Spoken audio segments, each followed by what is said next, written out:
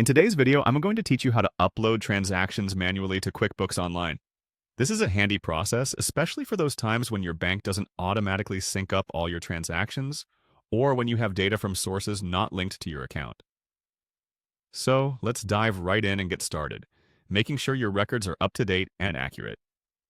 First things first, you're going to want to head over to QuickBooks. So, open your favorite web browser and go to the QuickBooks Online homepage. If you haven't already, log into your account. Now that you're all logged in, we're moving on to the next step. Once you're at the home page, locate the menu and click on Bank Transactions. This section is key to managing your financial data, and clicking here sets us on the right path to upload those transactions manually. Next, find and click on Link Accounts. This is usually located in the top area of the Bank Transactions page.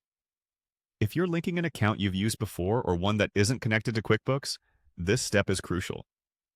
Now you'll see a drop-down box. Go ahead and click on it. This drops down various options for connecting your accounts or uploading files. It's designed to give you flexibility in how you manage your financial data. Within this drop-down, select Upload from File. This is where the real magic happens, uploading your transactions file. Make sure your file is downloaded onto your computer in either CSV, QFX, OFX, or QBO format, as these are compatible with QuickBooks. This way, the upload process will go smoothly without any hitches. Next, you'll be directed to another page where you'll see another drop-down box. Click on this box to proceed. It's similar to the previous one, but now it relates specifically to the accounts you're linking with the uploaded transactions.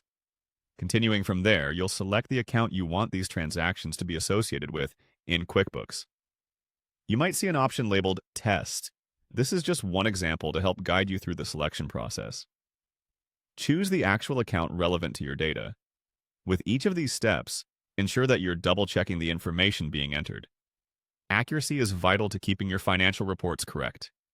Remember, you can always go back and make edits if necessary.